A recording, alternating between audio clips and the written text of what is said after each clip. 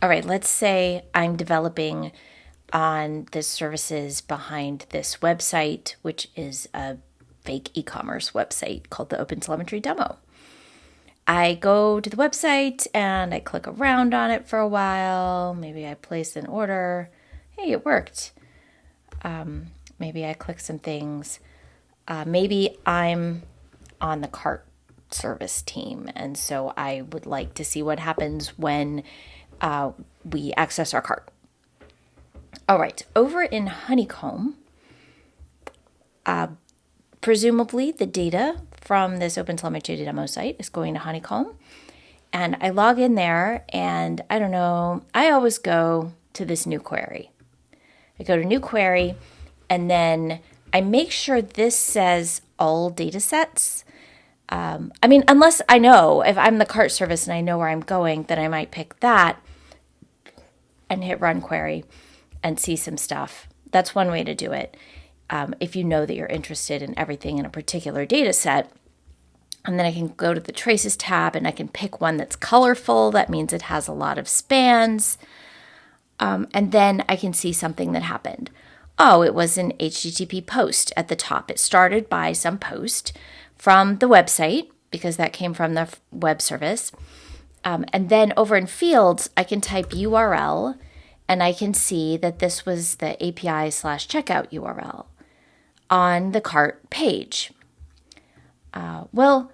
Another way I could see calls to /cart, because this isn't /cart, right? This is checkout, and I actually wanted to see when people view their cart. So maybe I wanted /API/cart. Okay, but now I know the name of the field. It's http.url. All right, I'm going to hit new query, make sure this says all data sets at the top. And then I'm going to say where http.url contains /API/cart, any subset of the string. Notice that I do not put quotes around the string or the part of the string. Okay, I can click run query or push control enter.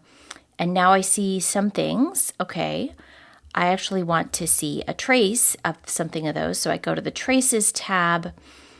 This shows me, it shows me the slowest traces. I just pick one that looks colorful. And maybe I get one. Okay, what's the URL on this one? /API/cart. So I like that one. And then I can look, this is what the website experienced, 153 milliseconds of latency.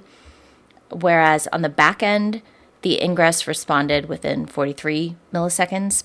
The rest of this was network latency. It's a demo app. It's not deployed very well. It's fine. But I can see what took so long. And all the different services that it went through. The proxy, the front-end service, the cart service, back to the front end, and then product catalog. Product catalog service was very fast. Another hint. If I go back to my query, I might want to see which URLs I got. The group by field here means show me the values. So if I put the URL in there, then I can scroll down and I can see all the different values. And I can be like, oh my gosh, I care about this one with no session ID on it. And I can filter to this value. And then I have just those. I can either go to the traces tab and see them, or I can click on one and pick view trace. Okay. Another thing to notice is now this is a demo app. I don't have a lot of production data in here. It's not doing much at the moment.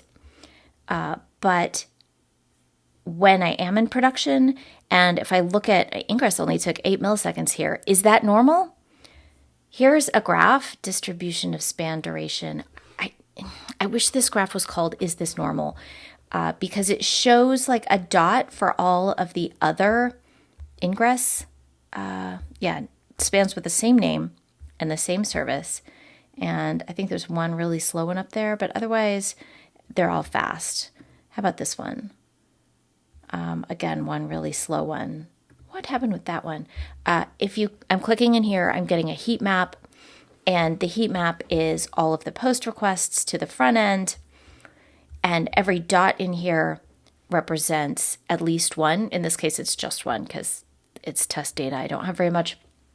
Higher is slower, darker is more. One of these took 500 milliseconds. I can click on that. and view trace and get the trace of what was actually slow, that slow one that was in the dot right there.